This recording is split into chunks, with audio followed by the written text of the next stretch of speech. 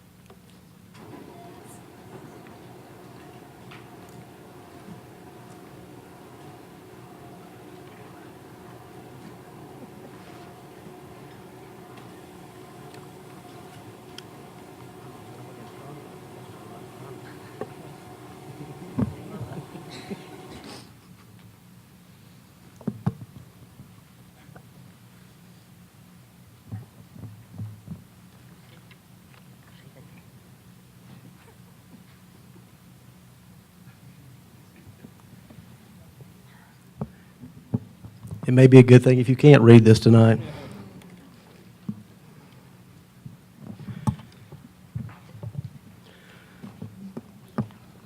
Before I get started with the PowerPoint, I'd like to, I guess, let you know that you were sent home last week a budget booklet, and in that budget booklet, there's a schedule of salaries, salary supplements. There are no changes to those from last year.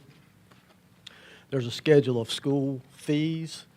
There are no changes to those that I'm aware of, with the exception of the lunch prices for elementary school lunches will be going up 15 cents next year.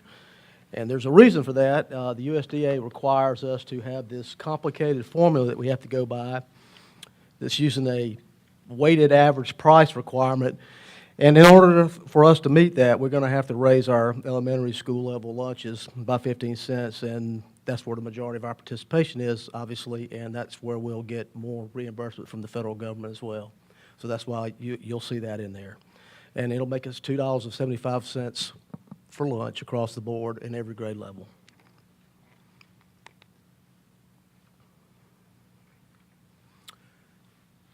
The presentation I'm about to give you, remember, I'll give you a couple reminders. I'm praying that this is the worst case scenario and that this is a work in progress, so it will change. It's in progress and process, I guess. And I'm hopeful that by the next time we meet, this won't be quite as big a deficit as I'm getting ready to make show you here. Of course, the disclaimers, everything's based upon the House budget that was passed on March 17th. All the budget projections are based on our current enrollment as of the 45th day of this year. They have not been updated. We do not have the most current numbers from the State Department yet. They're all subject to change as the budget progresses through the General Assembly. And as a matter of fact, I listened in on the Senate. Full Senate was taking up the budget today, as a matter of fact. So it sounds, I hope they are going rather quickly this year. The current year appropriated base student cost is $2,120. However, we are only being funded at $2,109 due to enrollment statewide beating the estimate. The 45-day average membership for our district is 16,420. The weighted pupil units for our district is 21,851. And the projected base student cost for 2015-2016 is $2,220. Thought this was appropriate since this is why we're here, and this is why we're talking about a budget. This brings us to around why we're here doing our jobs. There's some things that you need to be aware of in our budget. We've got a line item increase in there to include an additional SRO and to increase the SRO budget district-wide by $300,000. We are losing, and this, I guess I should add, that we're losing some more categorical funds this year. This is lottery funding. We're really losing closer to $500,000, and sorry about that. We're really losing more than $500,000, but this is the amount that's strictly tied to salaries, the $338,000.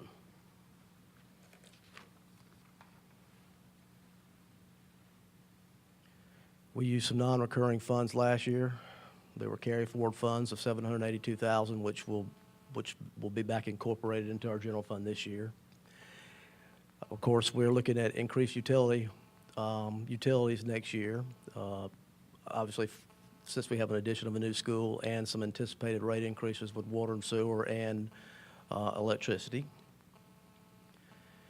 We have currently, we're still working on staffing, but we currently have 12 additional FTEs, not just teaching positions, but positions for the Chapin Intermediate, Chapin Middle School. We also have 2.5 FTEs for Spring Hill High School included in this budget. And it's something that I've noticed going back and looking at what the district's done in the past is we've got some items for ongoing licensing and maintenance agreements and those kind of things that we've been using capital dollars for when technically they're operating dollars. So I'm showing this switch back into our general fund, and hopefully we'll be able to keep it there. But I guess that's just going to depend on what happens between now and the end of this budget process. And of course, the big item here is all of the salary increases for STEP, increases for teachers and other employees, and all the credential changes that we have throughout the year, and the anticipated 4.5% employer cost to fringe benefits for our employees. And that last item there is, of course, subject to change as things happen, people leave, and we have new hires.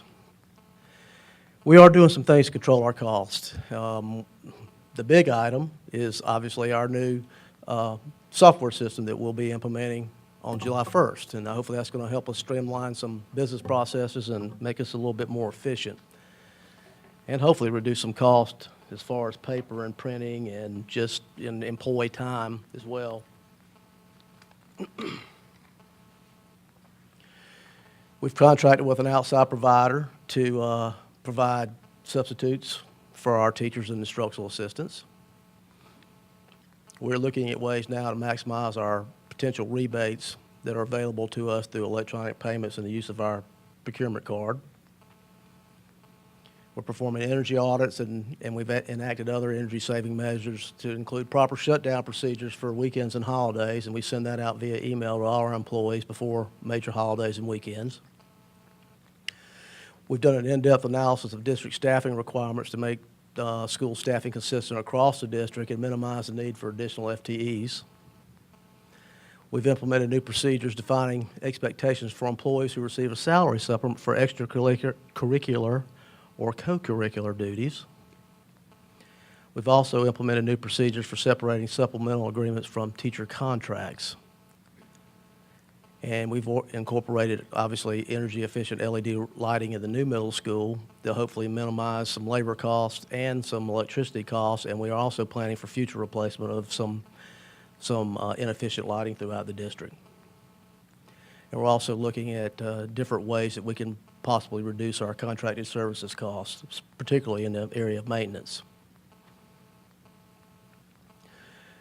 I'm going to throw a lot of numbers at you, and hopefully I'll get this rather concise towards the end, so don't get lost in my numbers so much. I just want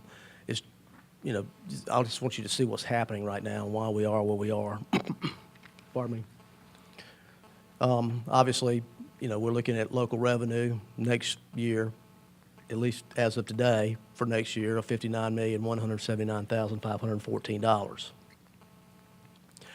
State revenue, a total of $99,339,447. That includes all of our property tax relief, the EFA, all the money we get for employer contributions, bus driver salaries, those type things. And then these are just transfers from other funds that also go into helping build our general fund budget, and we're looking at total funds available of $162,538,768. This is just a breakdown to kind of give you a visual on how all that breaks down for our district. But as you can see, our current taxes make up about approximately 34% of our total general fund revenue. Here it is broken down by local, state, and other. And I do want to mention something that I failed to mention before, going back here with the EFA. Everybody hears about the EFA is the base student cost. You have always heard it commonly referred to as the base student cost. I want you to realize that the base student cost only makes up about 22% of our funding. It's not all of our funding, which I think a lot of people think. State fringe benefits, our employer contributions money we get for benefits, that's also based upon the EFA formula as well. So as you see what's happened to our district with how the EFA is redistributing the money, for EFA specifically, it's also doing the same thing to us with fringe benefits money as well.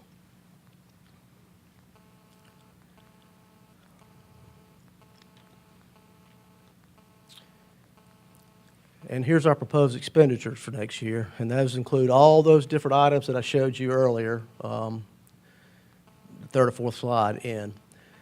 All of our salaries at $107.6 million, fringe benefits of $40.8 million, all our contracted services $11.2 million, supplies $8.1, equipment's nominal, and other objects and transfers make up the remaining 1% of that total general fund expenditure. This is the breakdown. As you can see, salaries and fringe benefits are closing in on 90%, like we've said in the past.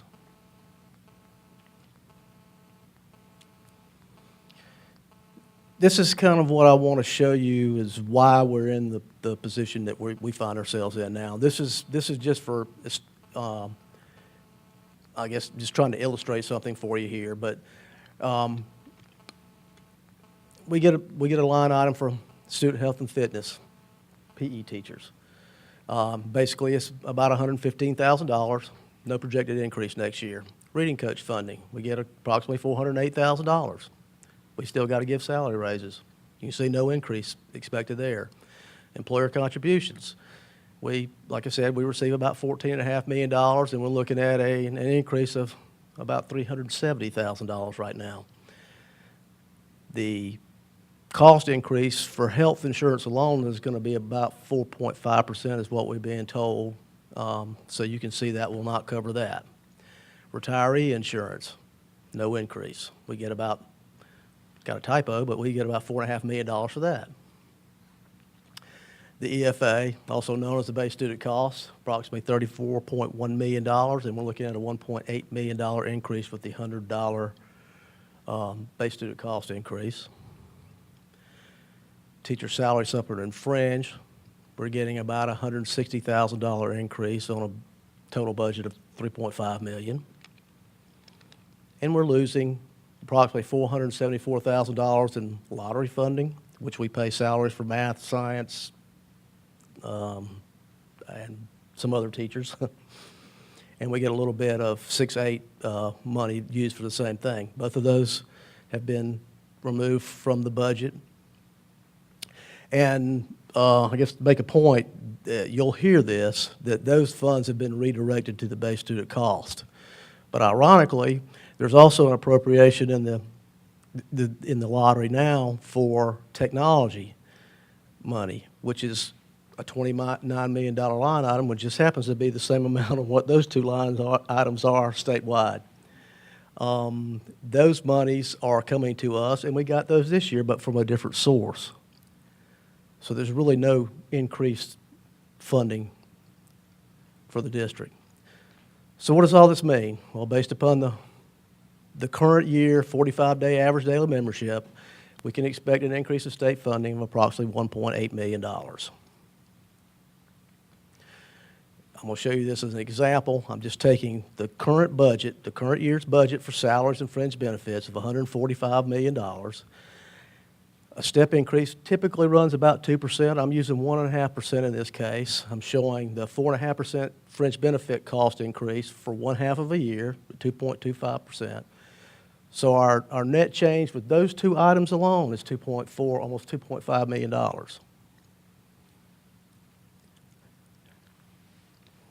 So, what does this mean? Well, our state revenue is going up by 1.8. Our salary and fringe costs alone are going up by $2.5 million. So, without all those other items that I showed you, we're not keeping pace with the state required expenditures. Here's a big recap for you. Projected revenue of $165.5 million, $162.5 million. Our expenditures of $169.2, and a projected shortfall right now of $6.7 million.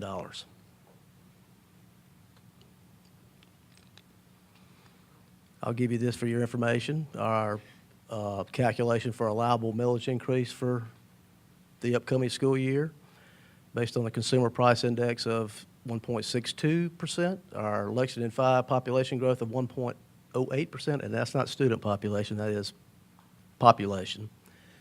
Our allowable increase is 2.7%, which equates to 6.4 mills in District 5.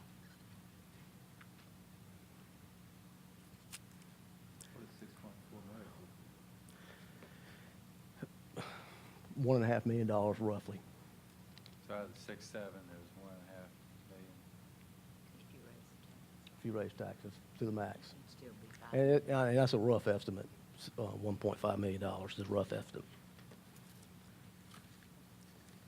In the, and I'm sure you probably have questions, but in the booklet that you had, you'll see where, pardon me, I've tried to make some adjustments in our revenues because, you know, going back and looking,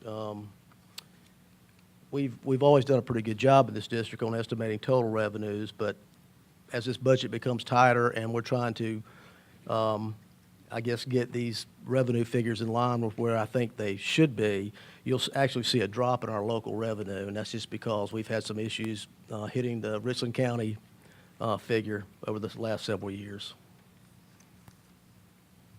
I'll be glad to, sorry to bring everybody down, but I'll be glad to try to answer any questions that you may have. Okay.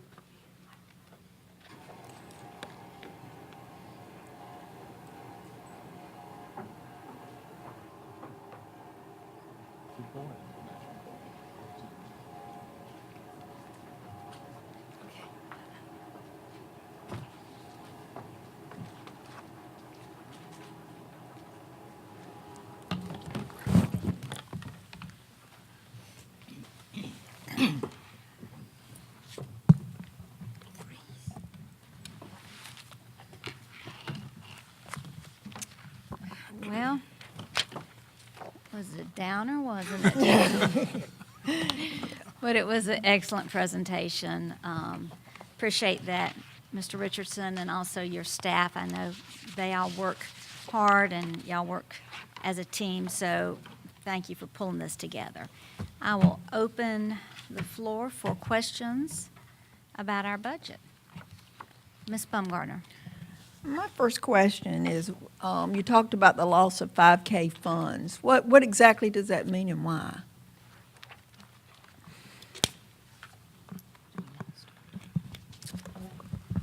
Those funds have been coming, it's lottery funding is what it was. I mean, the source of funding is lottery. Those funds have been coming to districts, I guess, since the inception of the lottery. Excuse me. It's for enhancement. We've typically used it, I guess, over the past, and it's not unique to our district by any means, but we use it for heavily, just like the rest of our budgets, for teacher salaries and fringe. Because the General Assembly, I guess, is scrambling to try to find money to put to the base student costs. They look at other parts of the budget where they can delete items. Mm-hmm. And this is just another example of us losing our categorical funds. I think last year we lost all of our gifted and talented funding, mm-hmm. but through the same type things happening again. All right. Some other questions? Ms. Hammond. I don't know, is this on, can you hear me? Is the step increase, you know, some years the state funds it and some years they allow some leeway with the, individual districts. Is there something from the state that's saying the step has to be You know, it's going to be automatic. Very good question, and you brought up a point that I failed to bring up. Excuse me. I failed to bring up in my presentation. The step increase is mandated by the state. Right, that's what I However, thought. you need to understand that the state has never funded that. They do fund cost of living raises, or at least partially, when those are enacted, but they have never funded a step increase. Typically, the base student cost is kept up enough that would help districts offset that cost, but that's obviously not the case here this year. So they mandate it, but they leave it to the districts to fund it. Yes, ma'am. Gotcha. Yes. That was the exact same scenario last year, wasn't it? Yes, I think it was. yes. And I guess one thing I would ask, I mean, I thought your PowerPoint presentation had information presented in a way that was more specific than what's in the handout. I mean, is it possible to get the PowerPoint and particularly the page, for instance, the page where you showed where specific categories had gone up, and if there's not extra funding, you articulated, well, we only got this, but but it'd be nice to see a column next to that, if we got anything in extra funding for those extra expenses. And then, I mean, obviously, we need to wait on the final, I guess, appropriations from the General Assembly, what they're going to fund. I think we're going to have I don't know that we'll have to wait till the last week in June to pass a budget. And quite honestly, with, everything we've got going on, we'd like to try to pass a little bit earlier just to give us time to implement our new software package. And then if something were to change dramatically, obviously, we'd come back in July and have to amend our budget. But that being said, I think we're going to have some, the county numbers are starting to roll in, so I'll have a better idea of what the assessments are looking like. The 135-day information at the state level, they've about completed all of that, so I should hopefully have some more up-to-date projections from the state. I'm very hopeful it'll happen by the next reading of this budget. And we are going to be going back through this thing line by line to see what we can reduce, whatever to get this budget more in line than what you see now. Like I said, I'm hopeful that this is the worst-case scenario I just showed you. But at the worst-case scenario, there's not a good way. I mean, $6.7 million is a lot of money to cut. Yes. Because you're cutting people to hit 6.7 million. I mean, Dr. Manley, Dr. I'm doing awful on names tonight. Hefner, unless you could convince us of another solution. I mean, you're talking about a deep cut in people if there's not something more substantial that comes to cover a shortfall. And I think what I heard were two things in here. One, there's money being rearranged that is actually taking more out of our normal funding sources, and we're still getting less. So I'm assuming that money's going to other places, other districts. It's getting redistributed. But the second thing I think I heard you say that there was, costs that are going up. So we really haven't done anything new. But we're, this is sort of the classic story we always deal with. We haven't done anything new, but we're still falling behind because we've got, and the classic mandate without funding is the step increase. And, I guess we ought to think of what are we going to be doing 2 weeks, 4 weeks from now if the worst case scenario even becomes halfway true. I mean, that's a lot of money. I mean, we sat at the table last year with you, and you went in and cut stuff, and we still had a gap, and it was very predictable what was coming. But what are we going to do other than reconvene and sit around and look with each other with long faces if there's those kind of numbers? Well, no matter how you call it, we're talking about people because our budget is approaching 90% going to personnel. So when we talk about programs, that's really talking about people, whether it be academics, arts, athletics, or if you talk about something like student-teacher ratio, you're still talking about people, because if you drive up class size, it means certain positions would be eliminated. Mr. Richardson has told me not to panic as recently as this afternoon. Is that correct, Mr. Richardson? I asked We're not him- pressing the panic button yet, yes. But we certainly been looking, all along in terms of the various, things that we can do, and we will have recommendations for you. Hopefully, we'll get some numbers that work, that minimize this gap. But clearly, I don't see a non-painful solution. I'm just wondering, have any districts exercised that right to go back to the legislature to ask for additional funding? I mean, is that mechanism in Act 388, hadn't that been used in Charleston? You're talking about the rollback piece in Act 388. To my knowledge, it has not been used. I've seen several emails going back and forth amongst districts around the state that are thinking seriously about it this year. But it's not been Explain to used. me what you mean by rollback. What it allows a district to do, if you have not capped out for the last 3 years on your millage increases, according to Act 388, then you're able to look back and pick up and recoup that lost millage increases that you've had over the past 3 years. And there's been some interpretations that said if you haven't, you can continue to go back, I guess, to 2008 to pick up lost millage. I thought there was something else. If it just didn't work, you could make an appeal to the General Assembly. You don't. I don't believe you have to go to the General Assembly. It's been a while since I've read Act 388, but there are 5 or 6 varying criteria that allow you to exceed the millage cap. Depending on whether or not you're running a deficit. There's, like I said, there are 4 or 5 of those.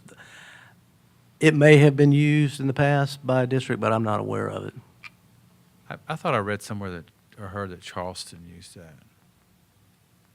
It would be nice to research that and find out, because, we can sit around and, when we did this last year, talking about what do we do when we get to a scenario where we all know it's coming, where just the way dollars are being rearranged, we're not going to be able to cover expenses. And there's some pretty dramatic consequences that are going to come to this district and what it's able to provide in the way of education to kids. And I think we ought to consider one way to highlight, regardless of whether it's approved or not, is to highlight the necessity of taking a realistic look at funding and not just sort of throwing numbers up on a wall and seeing kind of what you end up with. That even if we made that appeal and it's denied, then we got a basis to show the public, this is what we need, this is why we need it, and here's what we asked for, and here's the response we got.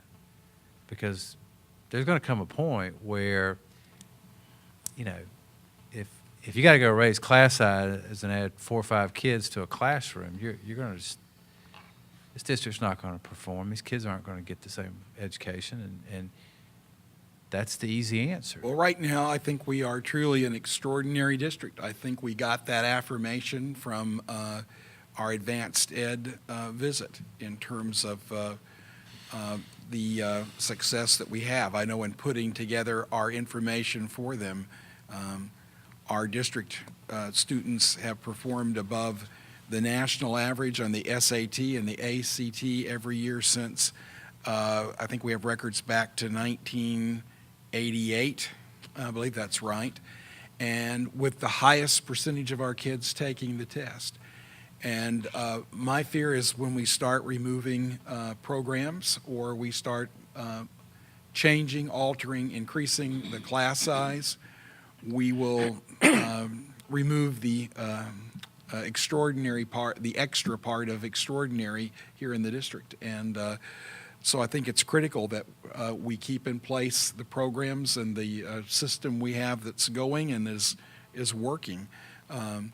So I certainly applaud what you've said with regard to looking at making a case for highlighting the necessity for looking at how the state funding formula works and the negative impact it's having, not just on us. There are many districts who are in this situation right now, and there are some who aren't feeling it yet, but they're probably they're going to feel it eventually. But we're certainly among the first to feel it, I think, at this level. And I think we ought to consider evaluating telling that story through a request like that. And whether it gets approved by our legislators or not, it becomes a real factual basis for number one, we have the authority to make the request, but we tell the story of why the funding's not adequate, what's going to happen, and it's designed to tell the story, not only to our legislators, but to the public, so that it's no longer just throwing these random numbers up and seeing how you end up, but people can realize, because at some point we're going to get to a decision that, I mean, I would like to think that something would happen between now and budget, but if it doesn't, then we're going to get to a decision that's going to have consequences.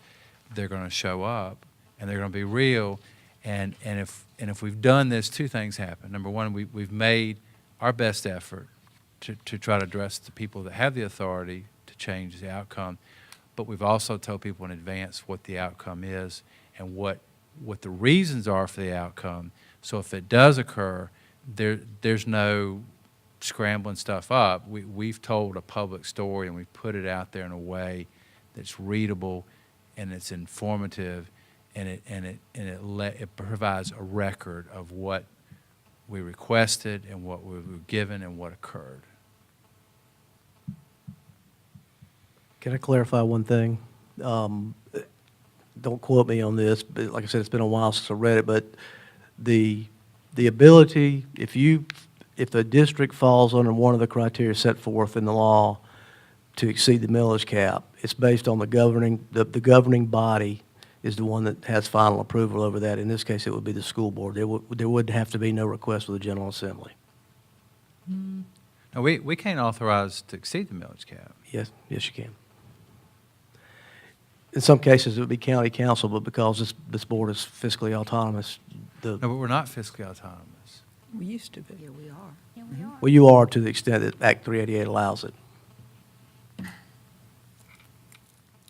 I think we need to take a hard look before we sort of throw away what we're doing. I mean, I'll say it another way.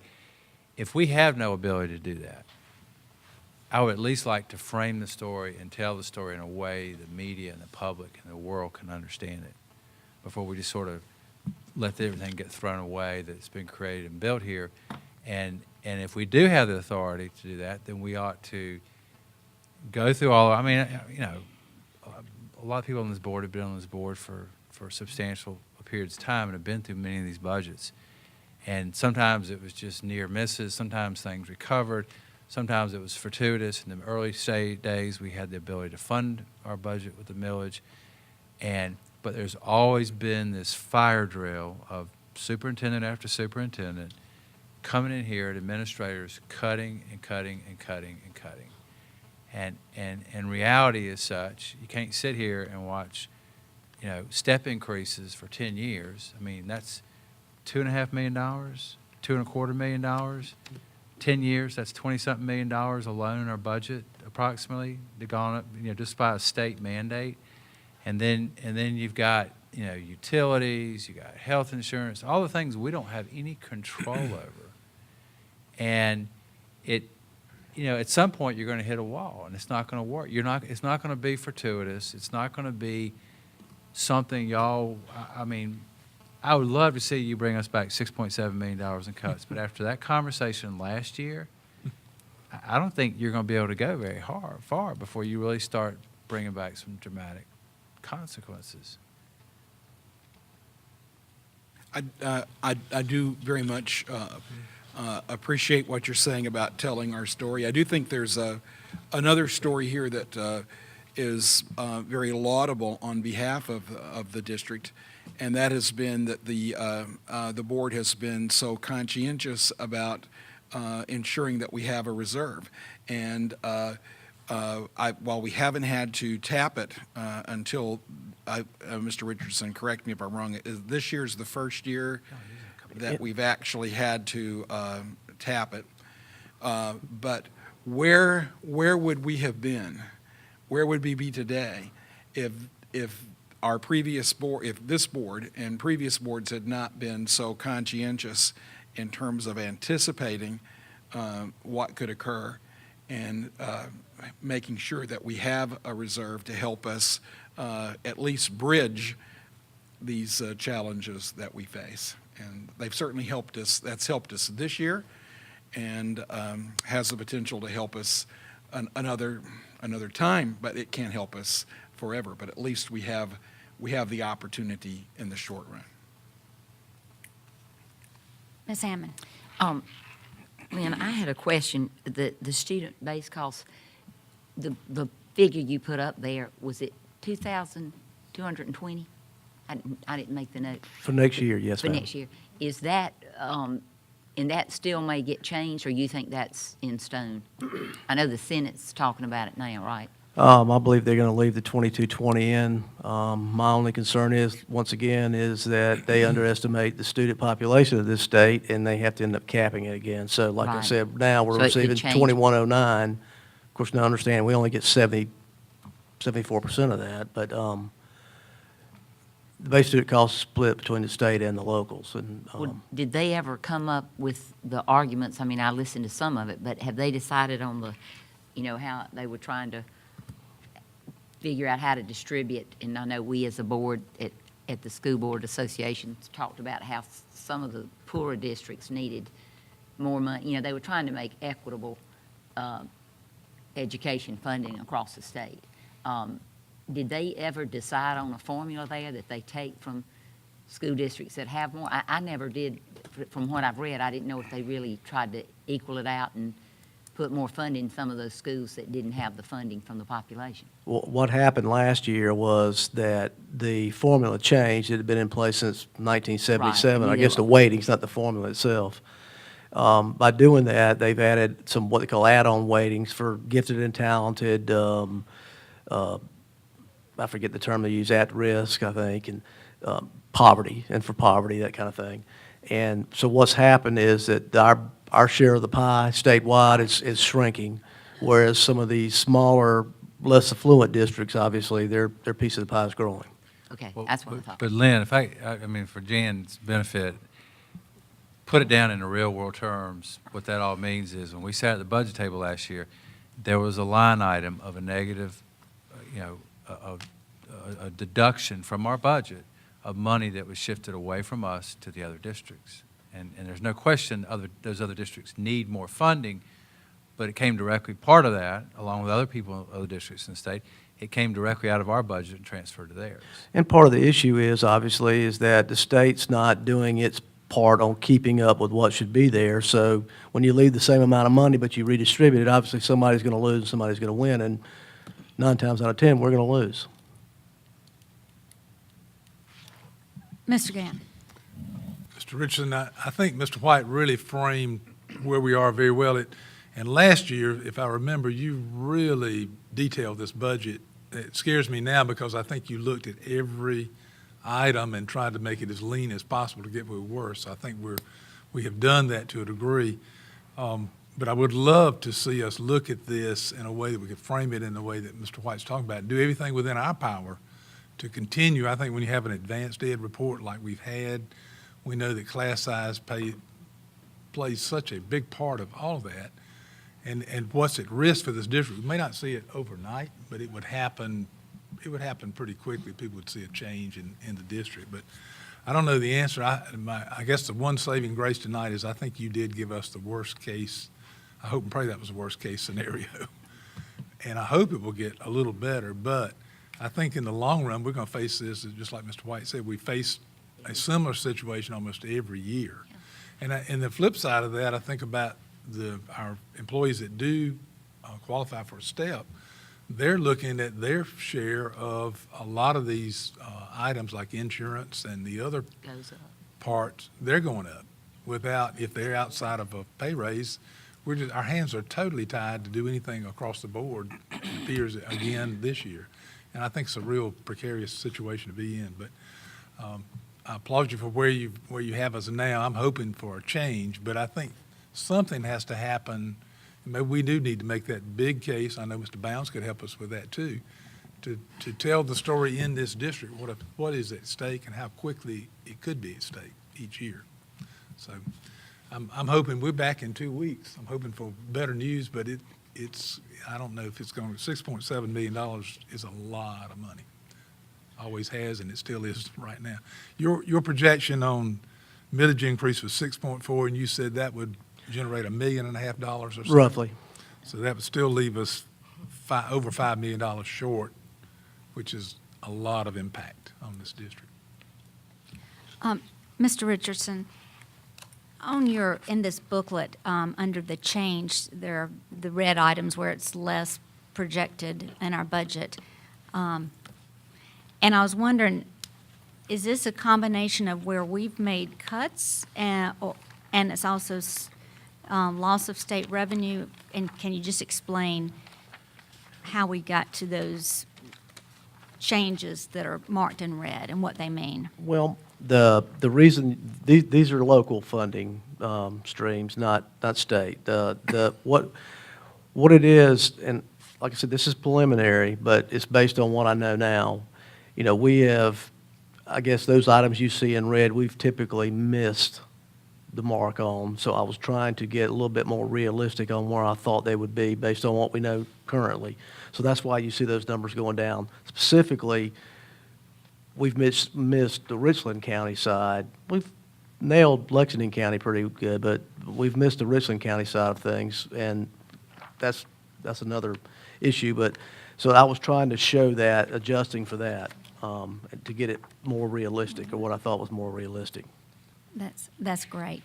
And also, you mentioned the option of rollback and also the option for, I guess, Act 388, where if a district falls within a certain category, that you can increase your millage more than the base.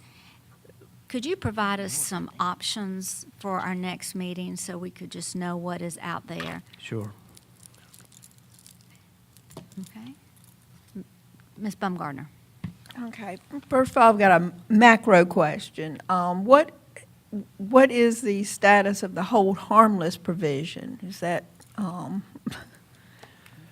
There is a hold, well, they don't use the word hold harmless anymore. I guess that's not politically correct anymore. I think it's a transition payment is what it's called now at the state level. Excuse me.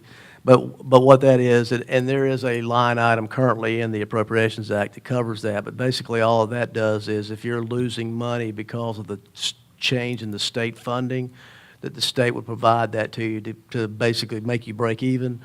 But we're not, as you saw, we're not a losing district necessarily. We are gaining state dollars, so we wouldn't really qualify for the transition payment.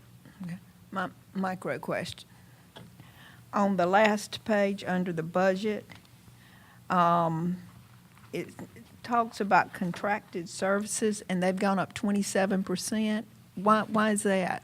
That's a very good question. Part of that, and a big part of that, is due to the fact that we have outsourced our substitutes. They were typically budgeted as salaries, and now they're contracted services.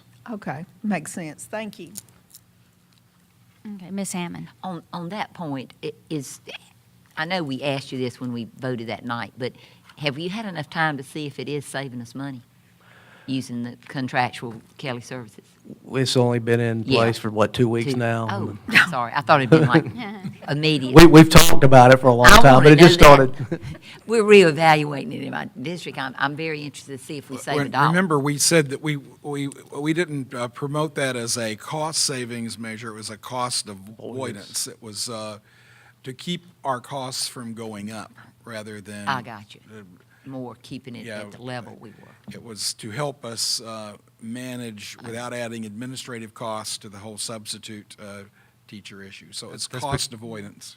That was because of the changes in insurance laws and all the Oh, the health Correct. insurance requirements. Ms. Watson, also, could I ask if, and I know Mr. White asked this, I thought it was really good, the part that you put up there in the PowerPoint. Can we get a copy of that? Oh, absolutely. Okay. Matter of fact, we plan on having them posted. Thank you. I mean, it was really good the way you broke it down. I'd like a copy of that. It's easier Okay. than me reading all this. Mr. Gant? Mr. Richardson, just one quick question. You mentioned that the item on, I think it's our very first page here, that the shortfall was mainly, you thought, because of Richland County In the tax revenue? levy? Right. Then. I don't know that I could blame Richland County for that, or just, you know, how we've been looking at it, but. Right. Well, and I'm just wondering out loud if part of that could be the impact of their reassessment program, which I know homeowners are not impacted by that, and values generally were reduced and not increased as they have in the past. Lexington County is going through a reassessment to be implemented this year. So I don't know, that's a lot of impact, $2.7 million possibly, and I know you're still working on that number. Well, and a matter of fact, I got an email since we've been here from the Richland County folks saying that they were going to send me some assessment information Thursday, so I may have a little bit better information. But to answer your question, no, it's not really a result of that, because I've gone back prior to that, and we've just not really gotten Richland County correct over a number of years. But we have underestimated so many other items, it just really kind of gets lost in the shuffle. But as part of trying to, I guess, tighten down on everything and get a little bit, or at least in my mind, to be able to get a little bit more realistic picture of everything, I'm trying to make it closer to what I think is going to happen. Right. Thank you. Any other questions? Okay, if you have anything between now and then, certainly you can send them to Mr. Richardson, and he can bring the answers back and share them with the board. And I know you'll bring back some updated information. And thank you very much for a very well-planned presentation. Okay, that ends our discussion agenda. I will take a motion to adjourn. Ms. Baumgardner, I move that we adjourn. is there a second? Ms. Lovelace, seconds. Any discussion? Seeing none, all in favor, please raise your hands. All opposed, that passes 7-0. Thank you very much for being here.